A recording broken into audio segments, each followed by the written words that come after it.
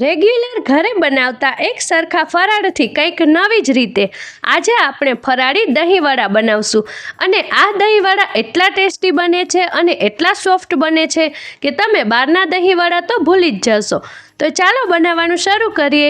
સાથે મારી રેસિપી પસંદ આવે તો મારી ચેનલને સબસ્ક્રાઈબ જરૂરથી કરજો અને સાથે મારા વિડીયોઝને લાઈક અને શેર પણ જરૂરથી કરજો। જય માતાજી, કેમ છો બધા? તમારા બધાનું ખૂબ જ સ્વાગત છે મારી ચેનલમાં। સૌપ્રથમ વડા બનાવવા માટે મેં અહીં 1 વાટકી જેટલો સામો લીધો છે, જેને ઘણા લોકો મોરૈયો પણ કહેતા હોય છે। ઘરની કોઈ પણ 1 વાટકી સેટ કરી લેવી, તે ઉપરથી જ તે બધું માપ લેવાનું છે।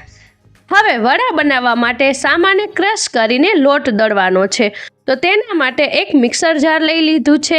હવે સામાને મિક્સર જારમાં એડ કરી દેશું અને જારનું ઢાંકણ બંધ કરી સામાને ક્રશ કરી લેશું।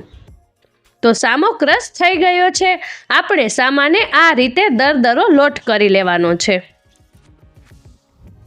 હવે વડાનો લોટ તૈયાર કરવા માટે એક કડાઈને ગેસ ઉપર ગરમ કરવા માટે રાખી દીધી છે અને હવે આપણે જે વાટકીથી સામો લીધો છે તે જ વાટકીના માપથી 1.5 વાટકી પાણી કડાઈમાં એડ કરશું અને હવે પાણીમાં અડધી ચમચી જેટલો મરી પાવડર એડ કરશું અને અડધી ચમચી ધાણા જીરું પાવડર એડ કરશું, અડધી ચમચી હિંગ એડ કરશું, અડધી ચમચી આદુની પેસ્ટ એડ કરશું અને સ્વાદ પ્રમાણે સિંધા મીઠું એડ કરશું।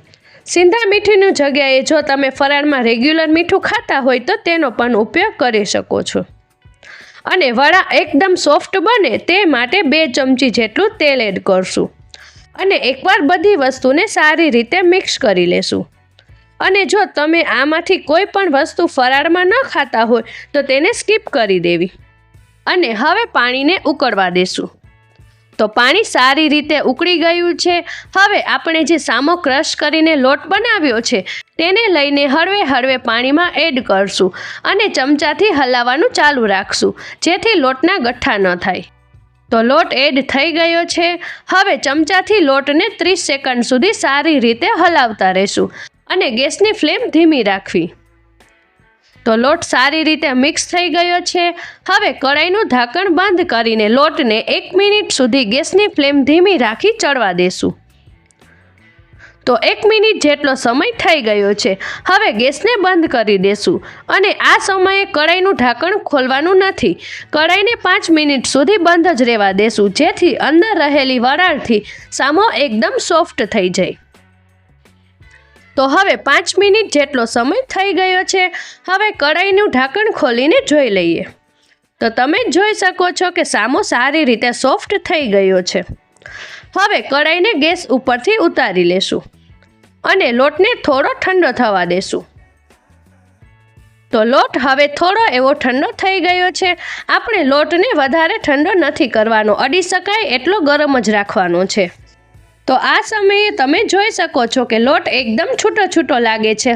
હવે લોટને બાઇન્ડિંગ આપવા માટે મેં અહીં 2 મીડિયમ સાઇઝના બટાકાને બાફીને છાલ કાઢીને લીધા છે। હવે બટાકાને ખમણીથી ખમણીને એડ કરશું, જેથી બટાકાના કોઈ મોટા ટુકડા ન રહે। તો બટાકા ખમણાઈ ગયા છે। હવે બટાકા અને સામાને હાથથી સારી રીતે મસળીને મિક્સ કરી લેશું। તો બટેકા અને સામો સારી રીતે મિક્સ થઈ ગયા છે અને આપણે આ રીતે થોડો સોફ્ટ એવો લોટ બાંધીને તૈયાર કરી લેવાનો છે। આ મિશ્રણ બનાવવામાં પાણીનો ઉપયોગ બિલકુલ નથી કરવાનો। જો તમારું મિશ્રણ વધારે છૂટું છૂટું રહેતું હોય તો 1 બટેકું બાફેલું વધારે એડ કરી દેવું, બટેકાથી લોટ સારી રીતે બંધાઈ જશે। તો વડા બનાવવા માટેનો લોટ તૈયાર છે। હવે લોટમાંથી મીડિયમ સાઇઝના કચોળીના શેપમાં વડા બનાવીને તૈયાર કરી લેશું। તો વડા બનાવવા માટે હાથને થોડો એવો પાણીવાળો કરશું અને થોડો લોટ હાથમાં લઈ હથેળીથી ગોળ વડું તૈયાર કરી લેશું। વડાને એકદમ લીસું વાળવાનું છે, વચ્ચે કોઈ તિરાડ ન રહેવી જોઈએ, તે વાતનું ખાસ ધ્યાન રાખવું। જો વચ્ચે કોઈ તિરાડ હશે તો તમે વડાને જ્યારે તેલમાં તળવા માટે એડ કરશો તો તેલમાં વડું છૂટું પડી જશે, તેથી વડાને એકદમ લીસું તૈયાર કરવું। તો વડું વળાઈ ગયું છે, તમે જોઈ શકો છો। આપણે બધા જ લોટમાંથી આવી જ રીતે વડા તૈયાર કરી લેશું। તો બધા જ વડા તૈયાર થઈ ગયા છે. હવે વડાને તળી લઈએ. તો વડાને તળવા માટે તેલને ગરમ કરવા માટે મૂકી દીધું છે અને તેલ સારી રીતે ગરમ થઈ ગયું છે. હવે કઢાઈની સાઇઝ પ્રમાણે વડાને તેલમાં એડ કરશું અને ગેસની ફ્લેમ મીડિયમ કરી નાખશું. અને હવે વડાને ઝારાથી ફેરવતા જઈને ગોલ્ડન બ્રાઉન તળી લેશું. વડા તળવા માટે પહેલાં તેલને એકદમ ગરમ કરવાનું છે અને જ્યારે વડા તેલમાં એડ થઈ જાય પછી ગેસની ફ્લેમ મીડિયમ કરી નાખવી, જેથી વડા અંદર સુધી સારી રીતે તળાઈ જાય. જો ગેસની ફ્લેમ ફૂલ રાખીને વડા તળશો તો વડા બહારથી તો તળાઈ જશે પરંતુ અંદરથી કાચા રહેશે. તેથી આ વાતનું ખાસ ધ્યાન રાખવું. તો હવે વડાનો કલર ગોલ્ડન બ્રાઉન થઈ ગયો છે. હવે વડાને ઝારાથી બહાર કાઢી લેશું અને બધા જ વડાને આવી જ રીતે તળીને તૈયાર કરી લેશું. તો બીજા વડા તૈયાર છે ત્યાં સુધીમાં આપણે દહીં વડા માટેની તૈયારી કરી લઈએ.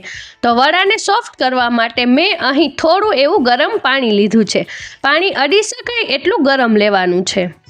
હવે પાણીમાં અડધી ચમચી જેટલી હિંગ એડ કરશું અને અડધી ચમચી જેટલો શેકેલા જીરાનો પાવડર એડ કરશું અને થોડું મીઠું એડ કરશું. હવે ચમચીથી મિક્સ કરી લેશું અને આપણે જે વડા તળ્યા છે તેમાંથી જેટલા વડા દહીં વડા બનાવવા માટે ઉપયોગમાં લેવાના હોય એટલા વડાને પાણીમાં એડ કરશું અને બાકી રહેલા વડાને એરટાઈટ ડબ્બામાં ભરીને ફ્રીજની અંદર 7 થી 8 દિવસ માટે સ્ટોર કરી શકો છો. અને જ્યારે પણ દહીં વડા બનાવવાના હોય ત્યારે વડાને ફ્રીજની બહાર કાઢી આ રીતે પાણીમાં એડ કરી સોફ્ટ કરી ઉપયોગમાં લેવા. હવે વડાને ઢાંકીને 25 થી 30 મિનિટ સુધી પાણીમાં જ તે રહેવા દેશું, જેથી વડા એકદમ સોફ્ટ થઈ જાય. તો વડા જ્યાં સુધી સોફ્ટ થાય છે ત્યાં સુધીમાં દહીં વડા માટે દહીં તૈયાર કરી લઈએ. તો મેં અહીં 500 ગ્રામ જેટલું દહીં લીધું છે. દહીં વડા બનાવવા માટે એકદમ તાજું દહીં હોય તે જ ઉપયોગમાં લેવાનું છે અને દહીં વધારે ખાટું ન હોવું જોઈએ. અને હવે દહીંને એકદમ સ્મૂથ કરવા માટે આ રીતે એક ગળણી લઈ લેશું અને દહીંને ગળણીમાં એડ કરી દેશું. હવે ચમચાથી હલાવતા જઈને દહીંને ગાળી લેશું, જેથી દહીં એકદમ સ્મૂથ થઈ જાય.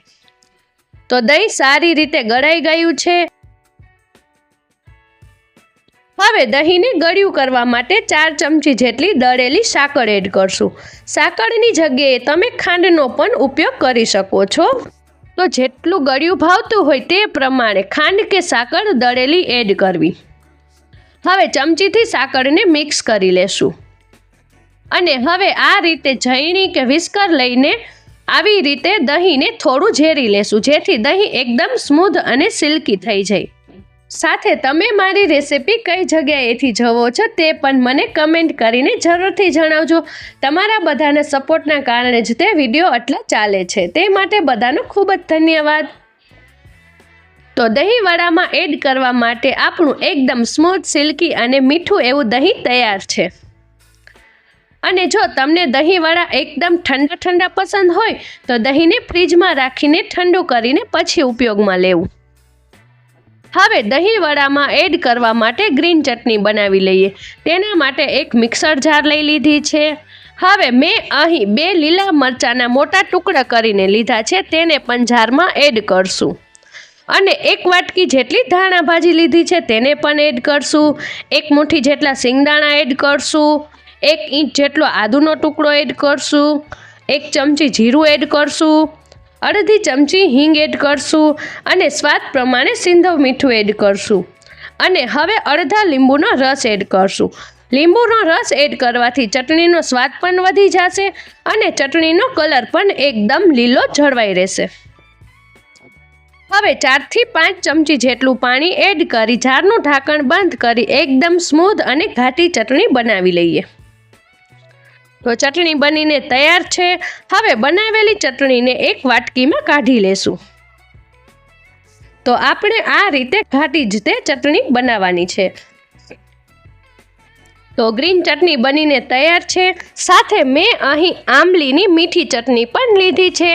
આ ચટણી મેં પહેલાં જ તે બનાવીને રાખી છે.